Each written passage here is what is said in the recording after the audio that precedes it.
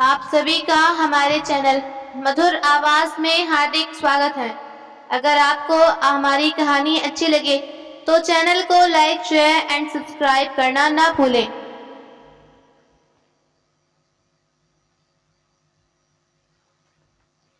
पचहत्तर वर्षीय सत्य प्रकाश जी अपने घर में पूरे परिवार के साथ गांव में रहा करते थे।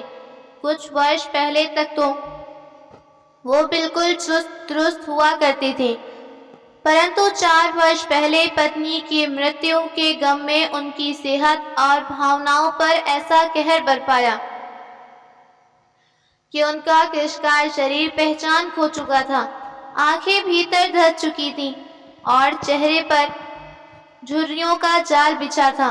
वैसे तो उनका परिवार नाती पोतियों से भरा था, परंतु कहने मात्र जिसे वो अपना कह पाते और उसके साथ रह पाते। जब शरीर ने अपना साथ छोड़ा तो भला वो किसी से क्या उम्मीद करते। अपने घर के आंगन में बिछी चारपाई पर बैठे सत्य प्रकाश जी अपने बच्चों को आते जाते देख समय गुजारते। सारा दिन किसी से दिल का हाथ बांधने को भी तरसते। नाती पोतों में कोई उनके पास बैठकर 2 बातें करने को तैयार नहीं। घर का प्रत्येक सदस्य उनसे ऐसे दूर भागता था जैसे उन्हें कोई छूत की बीमारी हो। आज सुबह जब सत्य प्रकाश जी सोकर उठे तो रसोई में बहुत अच्छी खाने की खुशबू आ रही थी। मनमोहक खुशबू ने अचानक उनकी भूख को तीव्र किया। नित्यकर्म से निवृत्त होकर जल्दी से आंगन में आए। उनके पोता पोती तैयार होकर स्कूल जा चुके थे। करीब आधे घंटे बाद उनका बेटा दुकान पर जाने के लिए तैयार होकर निकला तो उसे रोककर पूछ बैठे, बेटा रसोई से खुशबू अच्छी आ रही है, क्या बनाया है बहू ने? अरे पिताजी, जो कुछ भी बनाया है थोड़ी देर में आपके सामने आ ही जाएगा। जब सारा काम निपट जाएगा तो आपकी बहू आपको भी खाना दे देगी, चिंता मत करो। इतना कहकर उनका बेटा मोटरसाइकिल स्टार्ट करके निकल गया। भूख से परेशान सत्य प्रकाश जी बार बार रसोई की ओर ताक रहे थे। बहू खाना लेकर कब आएगी? और फिर सब्र रखकर चुपचाप बैठे बैठे थक गए तो फिर से चारपाई पर लेट गए और आसमान की ओर निहारते हुए अपने पुराने दिनों को याद करने लगे। एक समय था जब गांव में उनका दबदबा था। पूरा गांव उन्हें सलाम ठोकता। बेटे बहू उनकी आगे ऊंची आवाज में बात करना दूर, जबान खोलने से पहले सोचते। घर के मुखिया होने के कारण वो महत्वपूर्ण फैसले लेते। फैसला पत्थर की लकीर के समान होता जिसका कोई विरोध नहीं करता। लेकिन जैसे जैसे वक्त बीतने लगा, ये बुढ़ापा की दहलीज पर कदम रखने लगे तो उन्होंने अपने इकलौते बेटे को जिम्मेदारियां सौंप दी। सब कुछ बहुत अच्छा था, बेटे ने दुकान बखूबी संभाली। फिर अचानक एक दिन सत्य प्रकाश जी की पत्नी इस दुनिया में उन्हें अकेला छोड़कर चली गई। उस दिन के बाद उनका वर्चस्व घर में कम हुआ। वे अपने बच्चों के बदलते व्यवहार समझ पा रहे थे। पत्नी का साथ था, आत्मसम्मान से थे, लेकिन पत्नी के जाने के बाद नितांत अकेले पड़ गए। अपने घर में बिमियाई बिल्ली की तरह हो गए। कुछ वर्ष पहले तक मुंह में दांत हुआ करते थे तो थोड़ी भूख लगने पर बादाम चने याद आ जाते, लेकिन उम्र के साथ वो स्वाद भी छूट गए। एक दिन बहुत मन हुआ तो आंगन में खेलते पोते से कहा, रसोई में जाकर अपनी माँ से कहो कि दादाजी के लिए बादाम इलायची वाला दूध बना दो। इतना कहने मात्र से मानो उन्होंने आफत मोल ली कि बहू ने गुस्से में तमतमाते हुए रसोई से बाहर आई और अपनी जुबान से अंगारे बरसाते हुए बोली, 75 पार कर गए लेकिन दिन ब दिन जवान हो रही है। न जाने कितनी भूख लगती है, जितना भी खिला दो इनका मन नहीं भरता और ना ही पेट पैर कब्र में है। न जाने राम भजन किस उम्र में करने का इरादा है। पड़ोस में रहने वाली सरिता के ससुर सारे काम करते हैं, दूध सब्जी ला देते हैं, पर यहाँ तो इतना सुख नसीब नहीं। सारा दिन बैठे बैठे बस हुक्म चलाने के अलावा और कोई काम नहीं। जरा सी बात पर अपनी तलवार की तार से भी ज्यादा तेज बहू ने इतनी चली कटी सुनाई कि बादाम वाला दूध पीने की इच्छा कोसों दूर गई। पर मजाल कि बूढ़े पिता को कोसती हुई अपनी पत्नी की तीखी जबान पर थोड़ा भी नियंत्रण कर पाता, और यदि गलती से कभी ऐसा कुछ करता तो खुद ही पत्नी के गुस्से का शिकार होता और उसे माफी मांगनी पड़ती।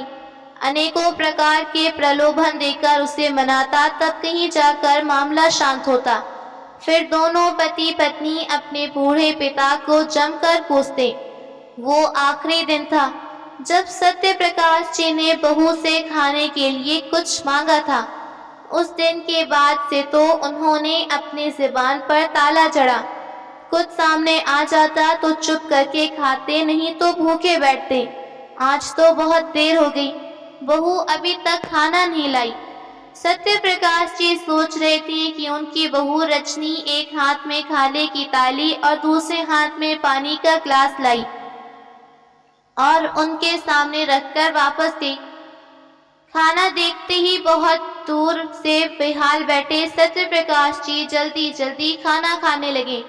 हालांकि जिस खाने की खुशबू रसोई से आ रही थी वैसा कुछ भी उनकी थाली में नहीं था, केवल 2 सादी रोटी के साथ रात की दाल। लेकिन भूख इतनी थी कि वो खाना भी उन्हें 56 भोग से कम नहीं लगा। सत्य प्रकाश जी अपने जीवन से तंग आ चुके थे। वाकई बुढ़ापा तो साक्षात नरक का द्वार है। मालूम होता कि नरक और जानने वाले सभी रास्ते यही हैं निकलते हैं। बूढ़े होते शरीर में ना पहले वाली ताकत, ना अपने घर में फूटी कौड़ी जितनी भी कीमत। या तो अपने स्वाभिमान को दीवार में लगी खूंटी पर टांग कर अपनी बच्ची जिंदगी घुट घुट कर जियो, नहीं तो मृत्यु के आलिंगन में लेने के लिए तैयार खड़ी है। सत्य प्रकाश जी कभी अपने बुढ़ापे को कोसते, कभी परिस्थितियों को। इसके अतिरिक्त कर भी क्या सकते। थोड़ी थोड़ी सर्दी की शुरुआत हो रही थी तो बदलते मौसम के साथ उन्हें खांसी छिड़ने लगी। एक दिन सुबह के समय उन्हें इतनी खांसी छिड़ी कि हाल बेहाल हो गया। बेटा इस खांसी से परेशान है, ऊपर से दमा का मरीज हूँ, लेकिन पंप भी खत्म है। आज मुझे डॉक्टर के पास ले चल, कहीं तबीयत ज्यादा न बिगड़े। अपने बेटे को बुलाकर सत्य प्रकाश जी ने कहा तो उनकी बहू तेजी से कमरे में आई। वो सब बाद में, मेरे पिताजी की तबीयत ठीक नहीं, इसलिए हमें वहां जाना है, जल्दी से तैयार हो जाइए। रजनी कमरे में चली गई। अपनी पत्नी के खिलाफत करना तो बेटे के स्वाभिमान में नहीं। पिताजी अभी हमारा जाना जरूरी है, आपकी दवाई कल ला दूंगा। ऐसा कहकर उनका बेटा अपने कमरे में गया। थोड़ी देर में बेटा पत्नी और बच्चों को लेकर ससुराल जाने के लिए रवाना हुआ। उन्हें रह रहकर खांसी छिड़ती मगर कोई सुनने वाला नहीं। आंगन में खाट पर लेटे, थोड़ी देर में आंख लगी तो खांसी भी कुछ आराम आई। सोकर उठे तो 12 बजे थे, नाश्ता भी नहीं किया। भूख के मारे पेट की आंतड़ियां ऐंठने लगी। वो थाली में डालकर आता हूँ, ये सोचकर जैसे ही घर के अंदर गए तो दरवाजे पर ताला चढ़ा था। वो तो बस ताले को देखते रह गए और घुटनों के बल बैठकर सर पकड़कर रोने लगे। हे राम, अब मैं क्या करूं? मेरे होते हुए भी अपने घर में ताला लगा गए। कहते हुए उनका गला रूंध गया। तभी उनका पालतू कुत्ता अपने बर्तन में पड़ी रोटी उठाकर ले आया और उनके सामने बैठकर रोटी खाने लगा, जिसे देखकर लगा कि कुत्ता उन्हें चढ़ा रहा हो। ख्याल आया कि मुझसे ये जानवर भला जिसे कम से कम रोटी नसीब है, मुझे तो उन्होंने इस लायक नहीं समझा। तो दोपहर हो चुकी थी। बैठे बैठे वे कभी खांसने लगते तो कभी भाग्य पर रोते। उनके बुरी तरह खांसने की आवाज सुनकर उनके पड़ोस में रहने वाले रामलाल जी उनके घर आ पहुंचे। वो तकलीफ में देखने तो उनकी मदद करने आ जाते। सत्य प्रकाश जी के सब्र का बरान टूट गया। उन्होंने सारी बात कह सुनाई। ये सुनकर रामलाल जी का कलेजा मुंह को आ गया। अपने घर जाकर सत्य प्रकाश जी खाने लाकर बैठे। अपनी इस हालत पर सत्य प्रकाश जी आज जमीन में गड़ने जैसी स्थिति में थे, परंतु भूख इतनी थी कि आत्मसम्मान को ताक कर रखकर भोजन करने लगे। थोड़ी देर में उनके पास बैठकर हालचाल बांटा। उसके बाद रामलाल जी वापस गए, लेकिन सत्य प्रकाश जी की खांसी फिर से बढ़ने लगी। जेब टटोल कर देखी तो खांसी की दवाई के लिए पैसे नहीं कि आस पड़ोस से किसी को भेजकर दवाई मंगाई। तभी उन्हें बाहर से कुछ आवाज सुनाई दी। रद्दी वाला, भंगार वाला। सत्य प्रकाश जी की नजर आंगन के बड़े कोने में पुरानी किताबें और अखबार की ओर गई। वे जल्दी से उठे और बाहर जाकर कबाड़ वाले को बुला कर लाए। घर में पड़ी रद्दी तोलने को कहा। कबाड़ वाला अंदर आकर सामान तोलने लगा। सारी रद्दी 150 की। कबाड़ वाले ने कहा, तो सत्य प्रकाश कुछ हुए, इतने में मेरा इनहेलर आ जाएगा। कभी कबाड़ वाला पैसे गिन रहा था, इतने में सत्य प्रकाश जी के बेटे बहू आए। उन्हें रद्दी बेचते देख बहू जल्दी आई। कबाड़ वाला पैसे दे चुका था। बहू गुस्से से तिलमिलाकर ससुर से बोली, अच्छा तो अब आप हमारे पीछे चोरी भी करेंगे। ऐसा कहते ही उसने ससुर के पैसे छीने। ऐसी बात नहीं है, मेरी तबीयत बहुत ज्यादा खराब थी। एक तो सुबह से कुछ खाया नहीं, ऊपर से मेरे पास खांसी की दवाई भी नहीं। खाना तो पड़ोस वाले रामलाल जी दे गए, लेकिन दवाई खरीदने के लिए पैसे नहीं थे। मुझे कुछ पैसे मिल जाते। कहते हुए सत्य प्रकाश जी की आवाज रुआंसी हो गई। लेकिन ना तो बेटा ना बहू को उन पर तरस आया। पिताजी, अगर एक वक्त का खाना नहीं मिलता तो कोई आफत नहीं आती जो पड़ोसियों से मांगना पड़े। बेटे की बातों से सत्य प्रकाश जी आहत हो गए, लेकिन बहू तो एक कदम और आगे निकली। कबाड़ वाला जैसे पीछे मुड़ा, सारी रद्दी उठाकर जाने लगा तो वो बोली, अरे भैया, रद्दी के अलावा भंगार खरीदते हो क्या? जाते जाते कबाड़ वाला रुका। हाँ मैडम जी, भंगार भी लेता हूँ, हमारा तो काम ही यही है। दिखाओ कितना भंगार है। बहू ने सत्य प्रकाश जी की ओर इशारा किया। हमारे घर से ये ले जाओ, मेहरबानी होगी। इतना सुनते ही सत्य प्रकाश जी का सीना कांप उठा। कबाड़ वाले का आश्चर्य का ठिकाना नहीं। इतनी बात सुनते ही कबाड़ वाले के हाथ से रद्दी एकाएक छूट गई। वो कभी हैरानी से लाचार सत्य प्रकाश जी को देखता, जिनका चेहरा मायूस था, तो कभी उनकी बहू की ओर जो अंगार उगलती नजरों से सत्य प्रकाश जी को घूरती जा रही थी। ये आप कैसी बातें कर रही हैं? आपके पिताजी कोई भंगार तो नहीं, मैं तो रद्दी या भंगार खरीदता हूँ। इतना कहकर सत्य प्रकाश जी शर्मिंदगी भरी नसों से देख कबाड़ वाला रद्दी उठाकर चला गया। लेकिन सत्य प्रकाश जी अभी तक बेटे बहू की बातों से स्तब्ध थे। उन्हें अभी तक अपने कानों पर विश्वास नहीं कि उनका बेटे बहू ऐसे भी कर सकते हैं। आज तो वे सोचते कि बेटे बहू नादानी में धुतकारे हैं। उस समय उन्होंने कुछ ना कहना उचित समझा, लेकिन मन में बहुत बड़ा तूफान चल रहा था। रात हो चुकी थी, खाने की थाली उनके सामने थी, लेकिन अब भूख उनसे कोसों दूर थी। रह रहकर भंगार शब्द याद आता। अपने खाने की थाली को उठाकर उन्होंने चारपाई के नीचे सरकाया। उनका पालतू कुत्ता आकर रोटी उठा ले गया। कमाल है, बेटे बहू को कुत्ते पाल सकते हैं, लेकिन बूढ़ा पिता नहीं। अपनी संतान की हर ख्वाहिश जिद पूरी करता है, पर क्या वो संतान अपने पिता की न्यूनतम आवश्यकताओं को भी पूरी नहीं कर सकता? सत्य प्रकाश जी सोचने लगे और फिर अचानक उनके दिमाग में क्या आया कि उन्होंने अपना कुछ सामान पोटली में डाला और आंगन में बैठे बैठे ही रात बीतने का इंतजार करने लगे। सुबह होने से पहले अंधेरे में चुपचाप घर से निकल गए।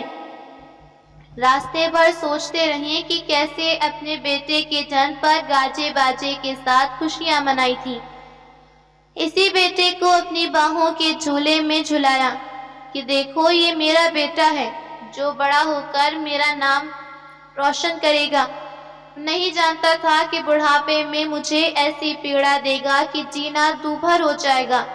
नहीं, अपने आत्मसम्मान की इस तरह धज्जियां उड़ते मैं हरगिज नहीं देख सकता। इस घर में अपमान के कड़वे घूंट पीकर 2 रोटी भी तरस जाने से बेहतर है कि मैं वृद्ध आश्रम में जाकर रहूं।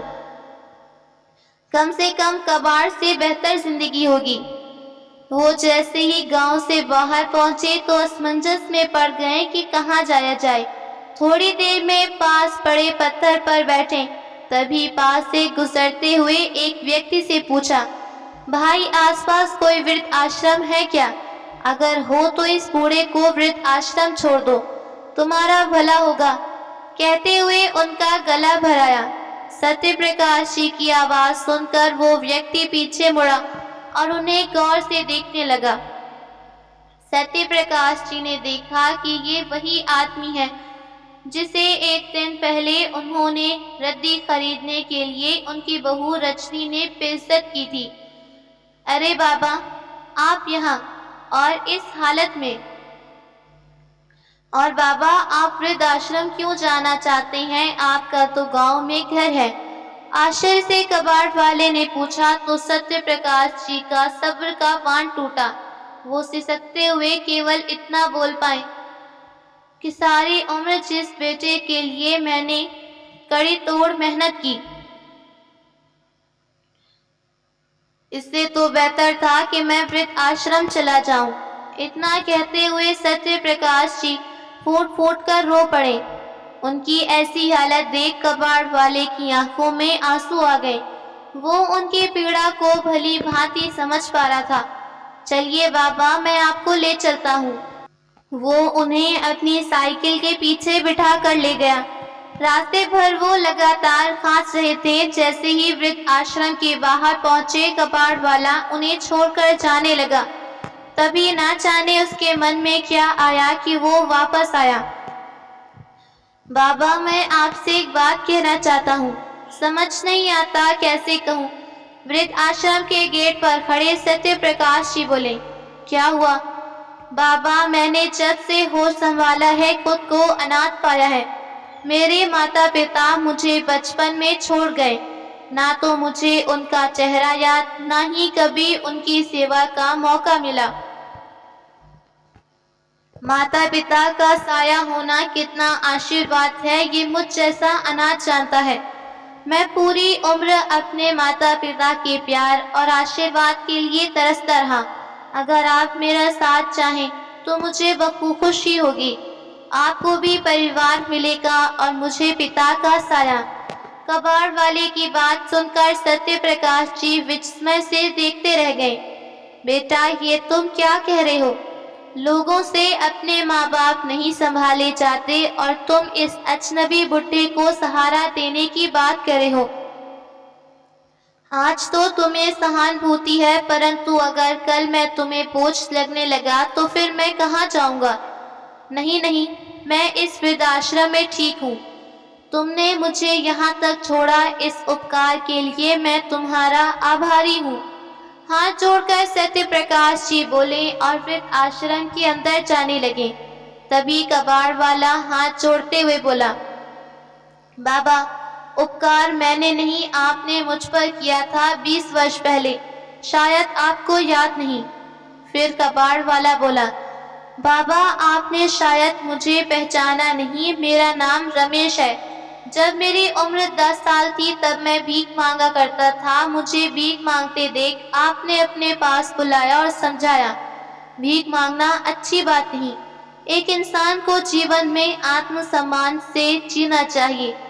आपने मुझे 1000 रुपए दिए कि कोई भी छोटा मोटा काम शुरू करो, भले ही थोड़े में गुजारा करना पड़े, लेकिन जीवन में भीख मत मांगना। आप नहीं जानते आपकी उस सीख से मेरा जीवन कितना बदला। आज मैं जीवन में इज्जत से हूँ तो आपके कारण। बाबा एक बार सफवा का मौका दीजिए। ऐसा कहते हुए रमेश उनके पैरों में गिर गया। तभी सत्य प्रकाश जी ने मुस्कुराते हुए उसके सिर पर हाथ रखा और आशीर्वाद देते हुए अपने सीने से लगाया और उसके साथ उसके घर की ओर चल पड़े। घर पहुंचकर रमेश ने बाबा को आंगन में बिठाया। वो जल्दी से अंदर गया, अपनी पत्नी बच्चों को बाहर आंगन में लाया। वे सब उन्हें देखकर हैरान थे तो सत्य प्रकाश जी से मिलवाते हुए रमेश ने कहा, ये मेरे बाबा हैं, इनके मुझ पर बहुत एहसान है और आज ये हम लोगों के साथ रहेंगे। फिर उसने अपनी पत्नी को चाय नाश्ता का इंतजाम करने को कहा। रमेश उसके पास रसोई में आया, उसे सत्य प्रकाश जी की सारी कहानी बताई। उनका सारा किस्सा सुनकर रमेश की पत्नी को दुख हुआ। बस एक चीज का ध्यान रखना कि बाबा को इस घर में कोई तकलीफ नहीं होनी चाहिए। रमेश की पत्नी सुनीता बहुत संस्कारी थी। अपने पति को आश्वस्त करके कहने लगी, आप चिंता मत कीजिए, आपने जैसा कहा है वैसा होगा। उन्हें फिर भरपेट खाना खिलाया। इस दौरान वे बीच बीच में खांस रहे थे। थोड़ी देर में रमेश उनके लिए खांसी की दवाई लाया। अगले दिन सत्य प्रकाश जी उठे तो अच्छा महसूस हुआ। रमेश ने उनके नहाने की व्यवस्था की। बाजार जाकर उनकी जरूरत का सामान खरीद लाया। रमेश को अपनी इतनी सेवा करते देख सत्य प्रकाश जी बस देखते जा रहे थे। सुबह का समय उन्हें खाली बैठ कुछ सोचते देखा तो रमेश उनके हाथ में अखबार देते हुए बोला, लो बाबा अखबार पढ़ो। अखबार देखते ही सत्य प्रकाश जी के चेहरे पर मुस्कुराहट आई। शायद उन्हें अखबार पढ़ना पसंद था। उन्होंने पोटली से चश्मा निकाला तो रमेश ने देखा चश्मा टूटा है, परंतु उन्हें उस चश्मे से अखबार पढ़ने में काफी जद्दोजहद करनी पड़ रही थी। काम पर जाने से पहले रमेश बाबा का टूटा हुआ चश्मा साथ ले गया। शाम को लौटा तो उसी नंबर का नया चश्मा बनवा लाया।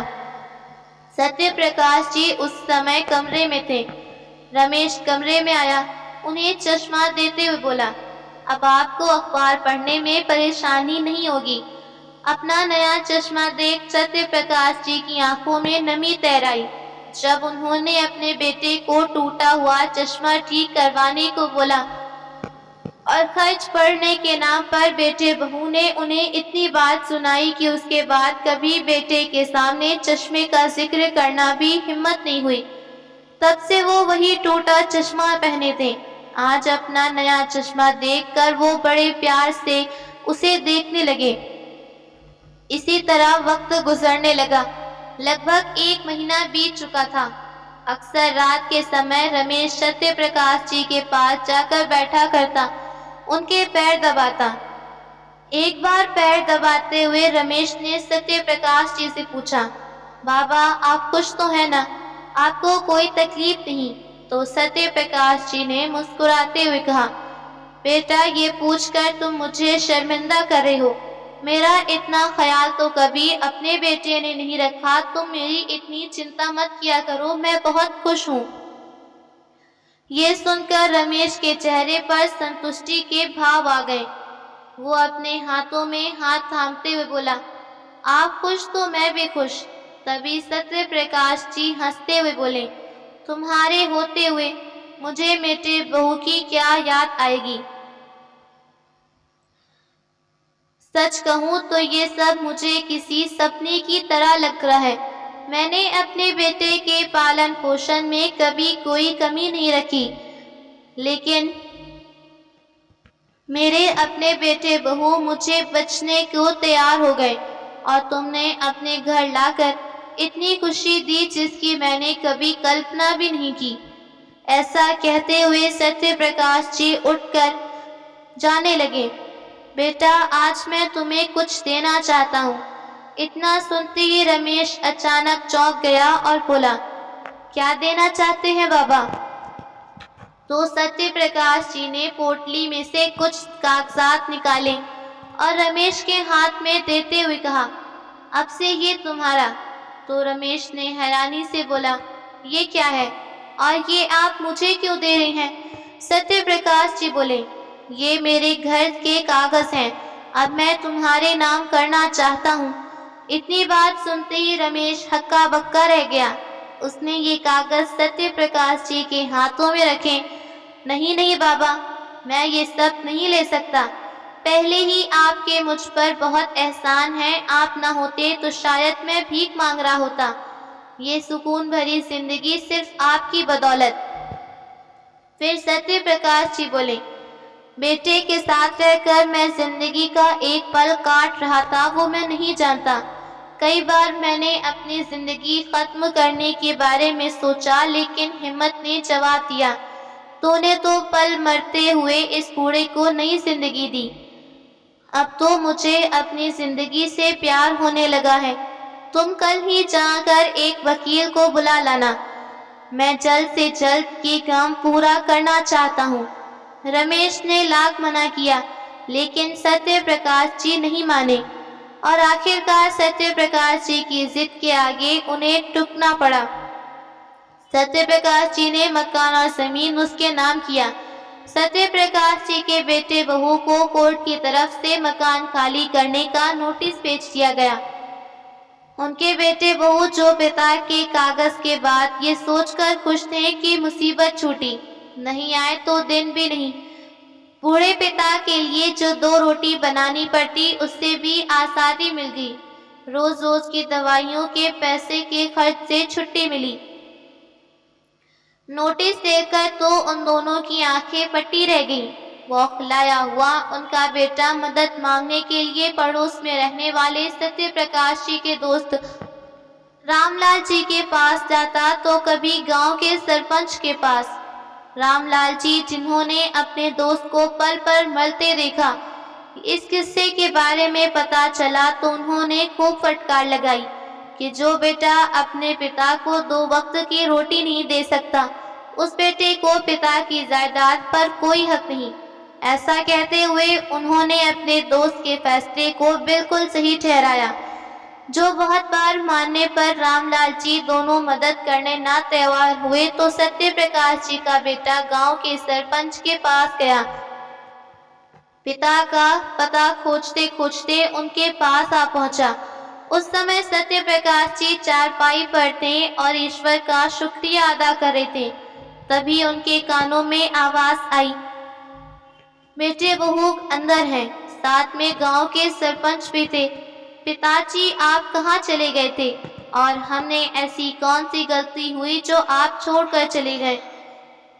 आपको क्या मालूम आपका ये बेटा कितना परेशान हो गया था। आंखों में आंसू बहाते हुए उनका बेटा बोला। तभी सरपंच ने सत्य प्रकाश जी के पास चारपाई पर बैठते हुए कहा, सत्य प्रकाश, घर में छोटे मोटे झगड़े होते हैं तो घर छोड़कर नहीं जाते, कोई रिश्तेदार के घर जाते। हाँ, आप तो इस कबाड़ी के घर आ गए। सारे पड़ोसी और रिश्तेदार क्या सोचेंगे, एक पल भी नहीं सोचा आपने। गुस्से में बेटा बोला। तभी सत्य प्रकाश जी सरपंच से बोले, मैं आपकी बात से सहमत हूँ, लेकिन जिसको मैंने जन्म दिया उसे तो मैं अपना दुश्मन लगता हूँ। एक बोझ के अलावा कुछ नहीं समझा। इस बूढ़े माँ बाप को, जिसको तुम लोग कबाड़ी बोल रहे हो, उसका मैं कौन लगता हूँ?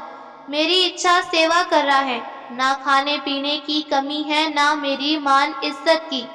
और उसकी पत्नी सारा दिन हंसी खुशी से मेरा काम करती। मैंने पूरी जिंदगी सिर्फ बेटे के लिए धन कमाया, ताकि मुझे बुढ़ापे में हाथ पसारने की जरूरत ना पड़े। और बेटे ने अपने घर में दाने दाने को मोहताज किया। कभी हिम्मत जुटाकर खाने को कुछ मांगता तो बहू मुझ पर ऐसे भड़कती जैसे मैंने कोई बहुत बड़ा गुनाह किया। मेरी तबीयत खराब होते हुए भी अपना बेटा छोड़कर पत्नी के साथ ससुराल गया, और वो भी पूरे घर को ताला लगाकर। किसी ने ना सोचा कि पीछे मेरी क्या हालत होगी।